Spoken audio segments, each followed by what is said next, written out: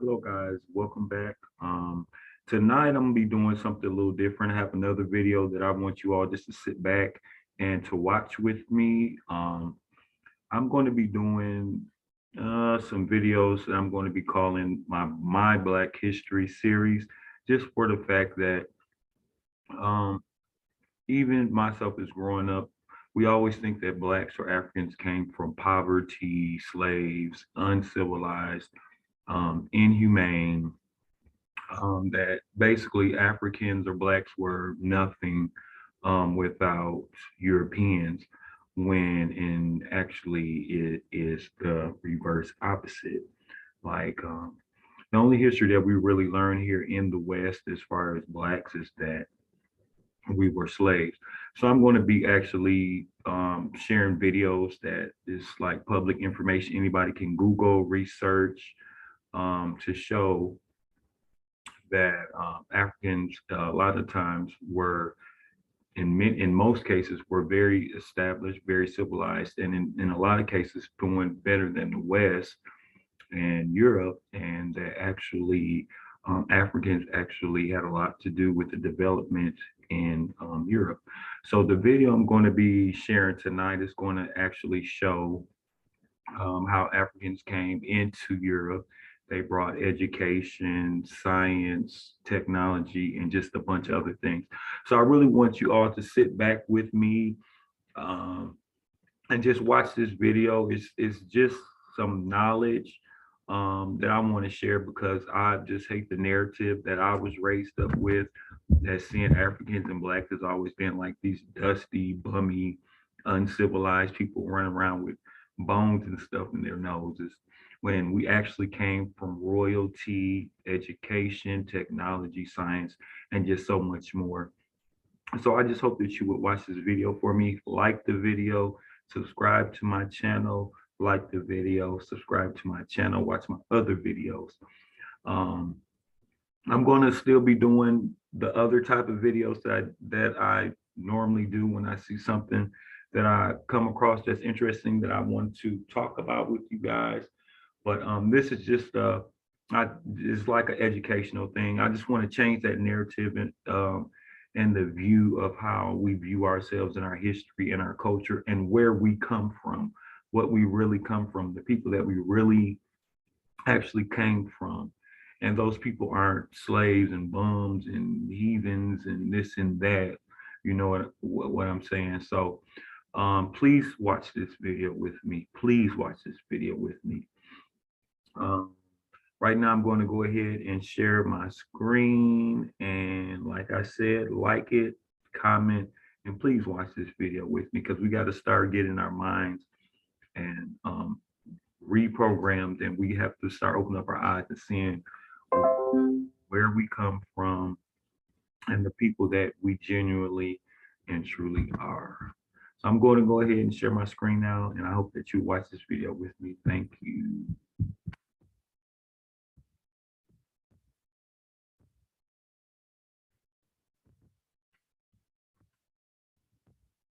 Seized a steep cliff and ordered a fortress to be built upon the advantageous spot. His troops named the site Gabel Tariq, the Hill of Tariq, later to be known as Gibraltar. Tariq went on to capture Algeciras and Cartaya. As he progressed through the countryside, many Spanish natives eagerly joined him to fight the ruling Visigoths. On the 18th of July, The Visigoths, which is Europe, which they were troops called Vandals. defeated Visigoth Roderick means Vandals. and his So this were 60,000 so troops. this were blacks calling the Europeans Vandals. So this was the mindset or the concept that they had as them, the narrative that they had about them, were that they were Vandals. That's where that name came from, FYI. Who were these Moors who could so successfully invade and conquer what was a strong and well-established kingdom in southern Europe, that of the Visigoths, who had in their time taken Iberia from the Roman Empire?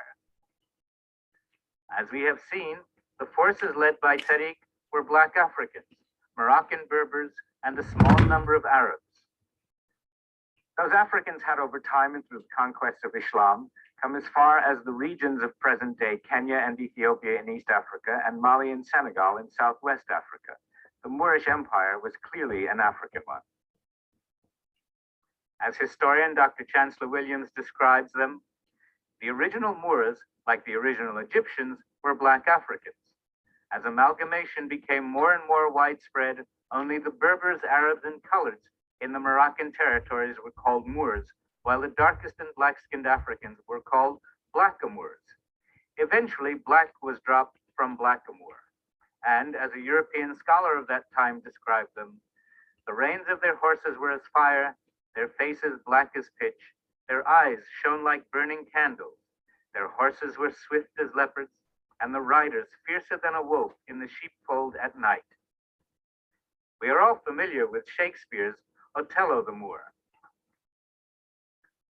These same Africans and Arabs were followers of Muhammad, Muslims. As we will learn, their early allegiance was to Damascus in Syria. Later, because they developed and wielded their own great power and influence in the Islamic world, that center of loyalty and allegiance would shift to within their own Al-Andalus. After Tariq's first victories, he went on to win more battles and conquer more land and cities. Toledo, Elvira, and Cordoba were among those that fell to Tariq's armies. Toledo was actually handed over to the invading Tariq by the Jews of the city, who also supplied him with arms and horses.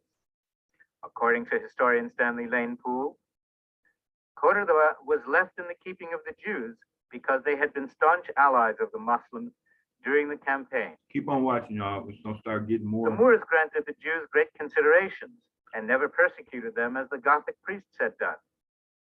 Within 3 years, the conquest of Iberia was complete, and these Moorish warriors retired into Spain and proceeded to build a new kingdom. Now, see, let me What a stop kingdom right here, it would though. be.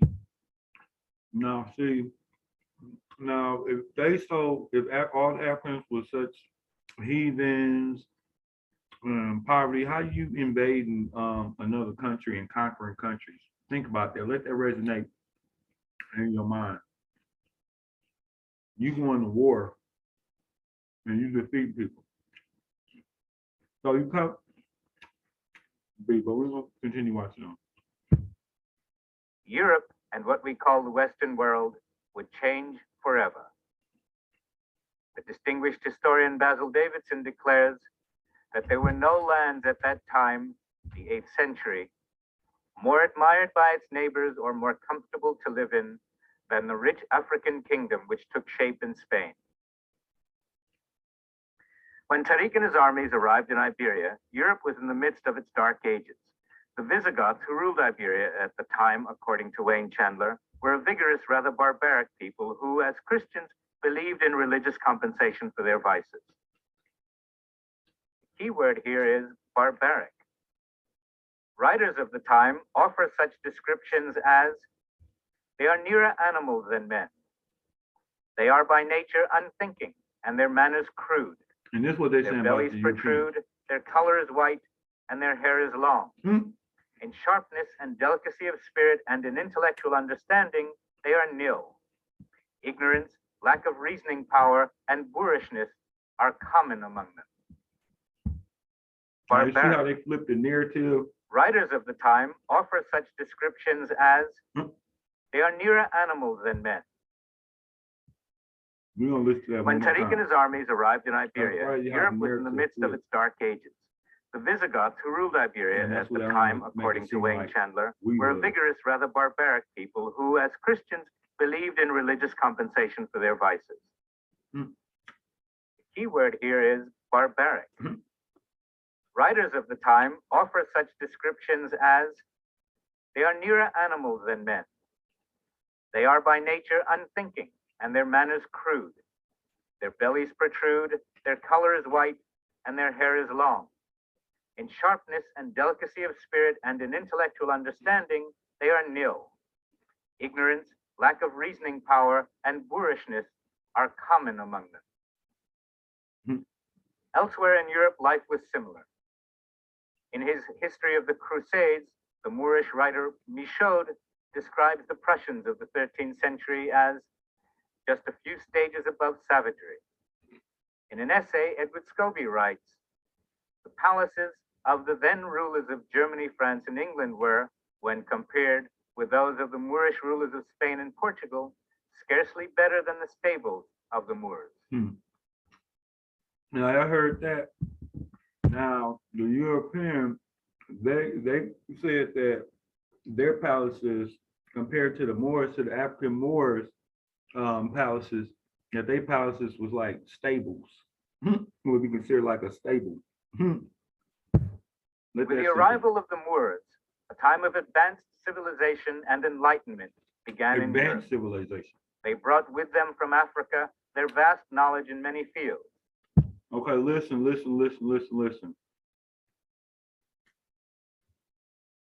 They were more advanced and they brought their knowledge to Europe. Check this out.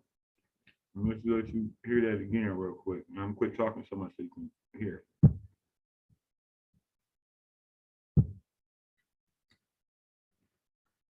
With the arrival of the Moors, a time of advanced civilization and enlightenment began in Europe. They brought with them from Africa their vast knowledge in many fields. They had access to and drew upon the knowledge of the previous African scholars, Egyptians, Ethiopians, and the Greeks. You hear that? They grew upon previous. That's what I'm saying. Like this concept, this narrative that we have in the West of like Africans just being like Africans was just so bummy and broken down and uncivilized. They didn't have nothing going on for themselves until the Europeans came over and kidnapped them and all this and that. Like that's a bunch of BS. I never needed Europe. Europe needed them. The kingdom of Al-Andalus would establish institutions that would last until the present day and serve to enrich and enlighten Europe. Look at how they legends and mythologies were created through which the people of the Islamic world and of Christian Europe would until now secure their identities, beliefs, and values. Legends such as the Song of Roland from France, King Arthur and the Crusades, Lancelot and the Black Knight, Saint Maurice, a patron saint in the traditions of the Germanic peoples, Antar and Ziryab, the great Moorish singer, musician, and stylist, came from the time of this great empire. Science, philosophy, navigation, mathematics, and more were taught and developed. The cultures of Spain, Portugal, Sicily, France, Britain, and the Slovak countries were all positively influenced by this contact. We too, in our time, must give credit for our lives and culture to these Moors. The cities of Córdoba, Toledo, Granada, Sevilla, Coimbra, and Lisbon were their greatest achievements, since they embodied all of the other contributions and have been the longest lasting. According to Stanley Lane Poole, we learned Córdoba in the 10th century was very much like a modern city. Its streets were well paved and there were raised sidewalks for pedestrians. At night, one could walk for 10 miles by the light of lamps, flanked by an uninterrupted extent of building. This was hundreds of years before there was a paved street in Paris, France, or a street lamp in London, England. Yeah. The population of Córdoba was over 1 million. Now you hear that? You hear how advanced they were? They said this was like a city. They had the lights set up, everything, streets paved, had it going on. In fact, that exact same building that they're showing you now, look at the architect. Like this is back then. Like I know it's hard to comprehend, but this is the way it looked. This is how they were living then. Now let me go back because I got to talking again. This is back then. Like this isn't recent. Córdoba in the 10th century was very much like a modern city. Its streets were well paved and there were raised sidewalks for pedestrians. At night, one could walk for 10 miles by the light of lamps, flanked by an uninterrupted extent of buildings. This was hundreds of years before there was a paved street in Paris, France, or a street lamp in London, England. The population of Córdoba was over 1 million. There were 200,000 homes, 800 public schools, and many colleges and universities. You hear that? Córdoba possessed. You hear that?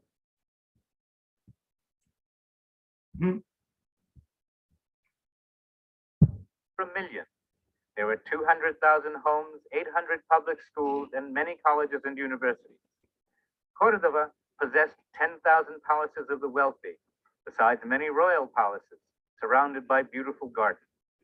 This is There were where they even live, y'all. 5,000 Check this mills out. This is what in I'm saying. Cordova Like, at a time when stop there was playing not with me. even one in the rest of Europe. This ain't There were big also now. This is 900 this is public where baths, what they lived besides in a back large number then. of private ones, at a time when the rest of Europe considered bathing as extremely sinful and to be avoided as much as possible. Cordova was also graced by its many royal palaces, surrounded by beautiful gardens. There were even 5,000 mills in Cordova at a time when there was not even one in the rest of Europe.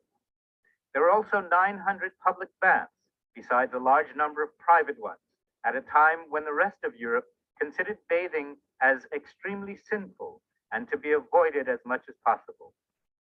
Cordova was also graced by a system of over 4,000 public markets.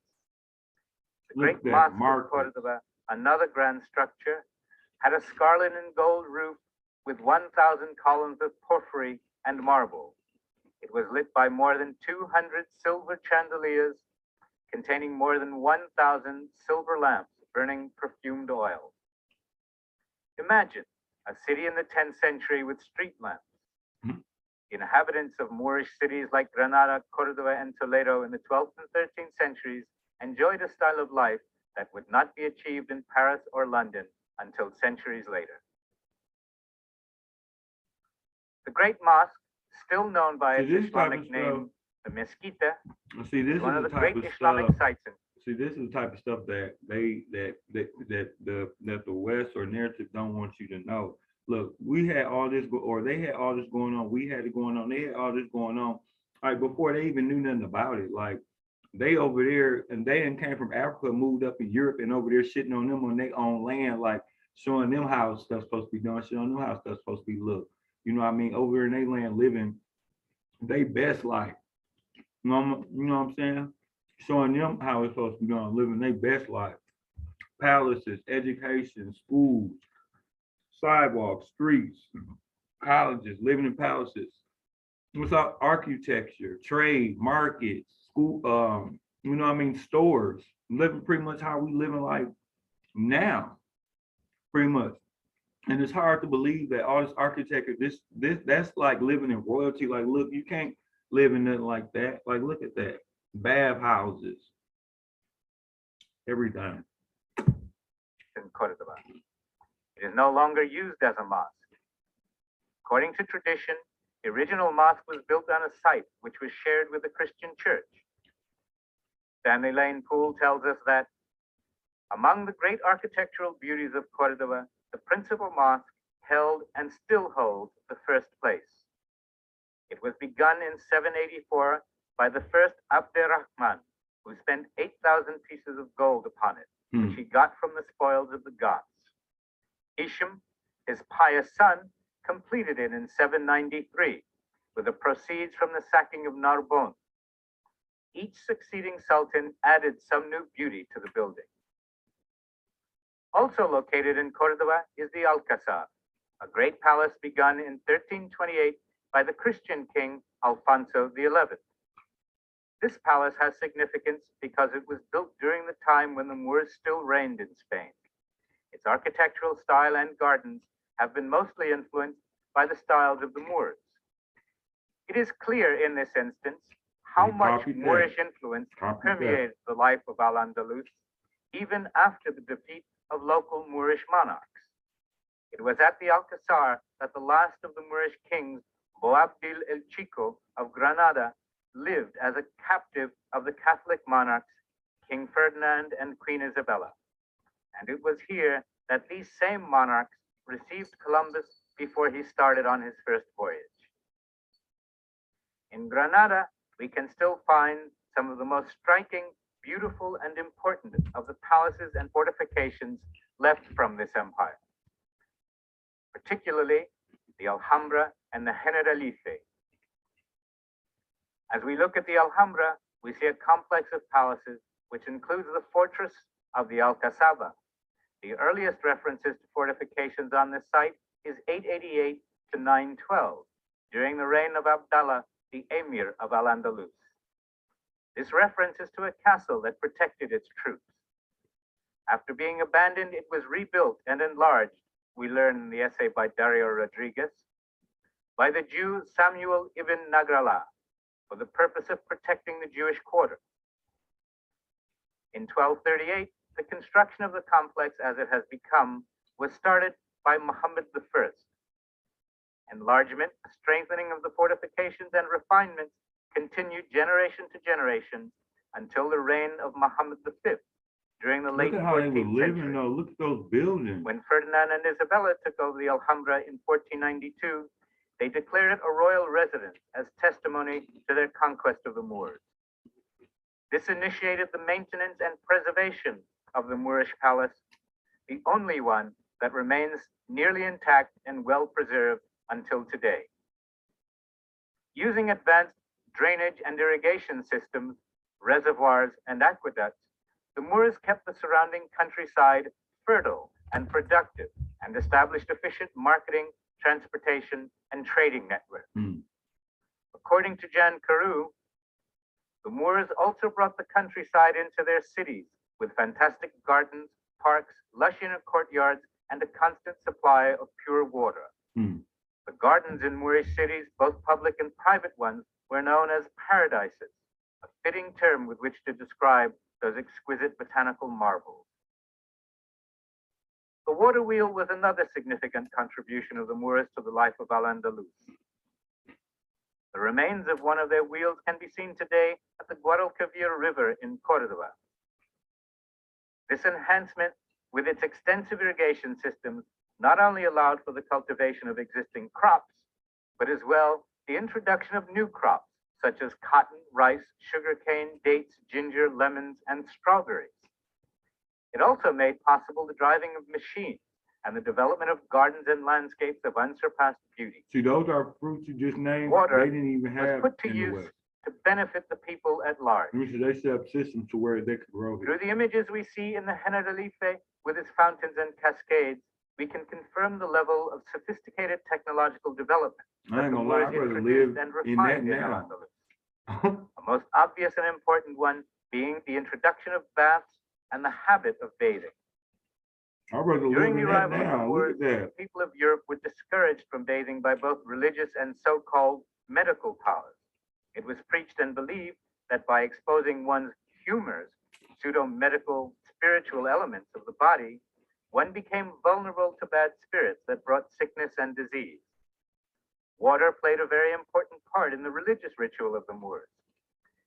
Pure, clean water was used not only to clean the body, but to enhance, beautify, and enrich the earth and the environment, as well as to provide a music to enrich the soul. In summarizing this first part, we have learned that the Moors arrived in Spain in 711 AD as conquerors. They settled there and proceeded to build the new kingdom of Al-Andalus, a civilization of great learning and architectural achievement. Join us as we look in greater detail in part 2 at the remarkable ways in which the Moors bridged the cultural gap between the ancient civilizations of Egypt and Greece and those of the modern era.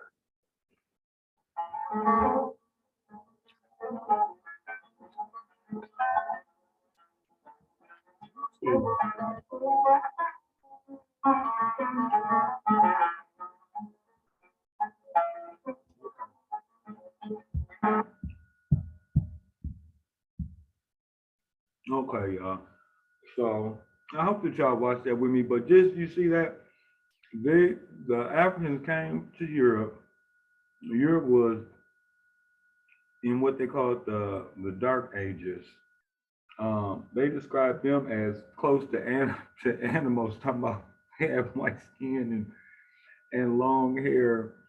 And but when they came, they brought education, schools, agriculture, fruit. Y'all see the buildings, excuse me, that they built and how they was living.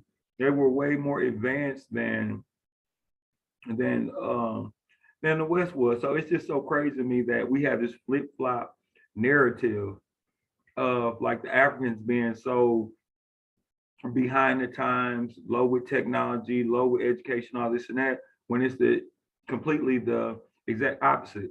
Since I know that now, that's what made me say I'm gonna start doing these little series and just showing where Africans and where Black people like really came from. Like it's way greater and bigger than slavery. Like that it goes way deeper than that. Like that's not where we come from. That's not the people that we come from. That's not like our history. Like our history is greater. So somewhere along the line, the narrative got flipped.